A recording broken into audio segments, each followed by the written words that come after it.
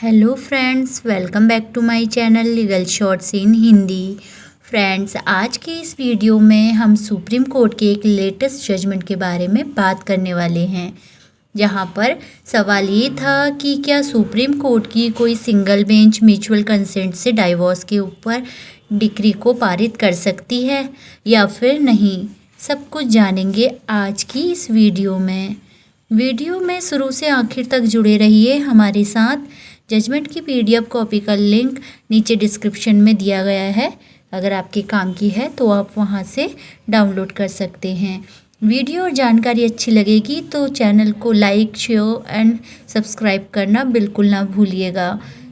चलिए शुरू करते हैं आज का हमारा ये वीडियो।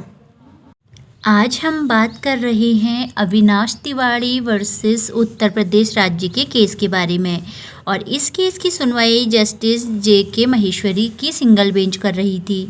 सवाल उठता है कि क्या सुप्रीम कोर्ट की सिंगल बेंच म्यूचुअल कंसेंट से डाइवोर्स के लिए डिक्री को पारित कर सकती है या फिर नहीं।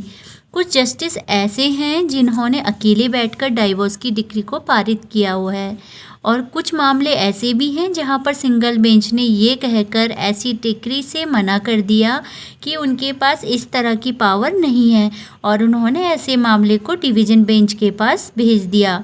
हाल ही में सुप्रीम कोर्ट की सिंगल बेंच ने म्यूचुअल कंसेंट से डाइवोर्स की डिक्री देने के लिए संविधान के आर्टिकल 142 को लागू कर दिया।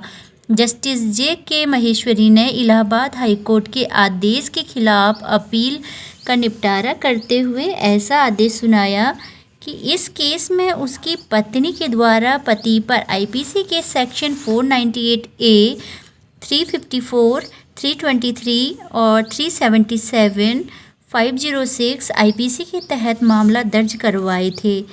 और यही नहीं, दहेज निषेध अधिनियम के सेक्शन 3 और 4 के तहत भी मामला दर्ज किया गया था, जिसमें कि एफआईआर दर्ज हुई थी, और पत्नी ने इलाहाबाद हाईकोर्ट में इन एफआईआर को रद्द करने के लिए याचिका दायर की थी, जिसमें इलाहाबाद हाईकोर्ट ने खारिज कर दिया और अपील कोर्ट में ही पेंडिंग थी।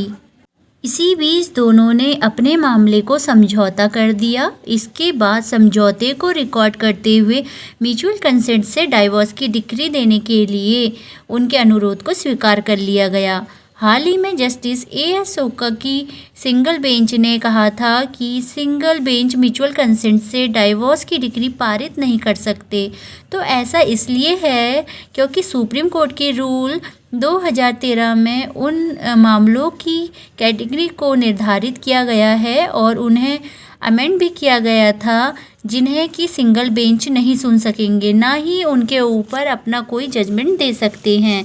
ऑर्डर 4 रूल 1 में अमेंडमेंट करने के बाद कुछ भी कैटेगरीज के मामले की सुनवाई और अंतिम रूप से उनका निपटारा एक सिंगल बेंच के द्वारा किया जा सकता है, जैसा कि सीआरपीसी 1973 के सेक्शन 437, 438 और 439 के तहत, जो कि बेल या एंटीसिपेटरी बेल के लिए एप्लीकेशन होती है, उनको खारिज कर सकती है, या फिर स्पेशल पेटिशनल जिनमें 7 साल तक की सज़ा का प्रोविज़न हो उनको सुन सकती है।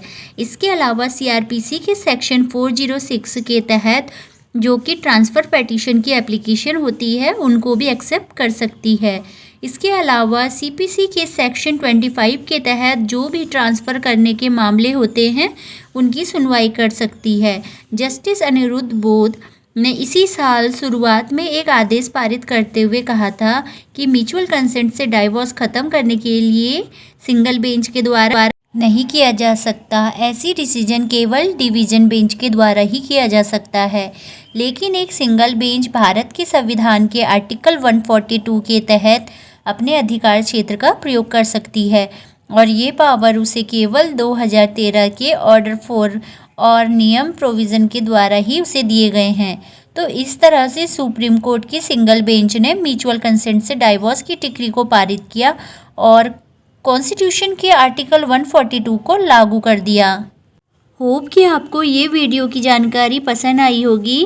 वीडियो इन्फॉर्मेशन अच्छा लगा तो आप इसे लाइक कीजिएगा, अपने फ्रेंड के साथ शेयर करिएगा, और अभी तक आपने हमारा चैनल सब्सक्राइब नहीं किया है तो प्लीज़ सब्सक्राइब ज़रूर कीजिएगा।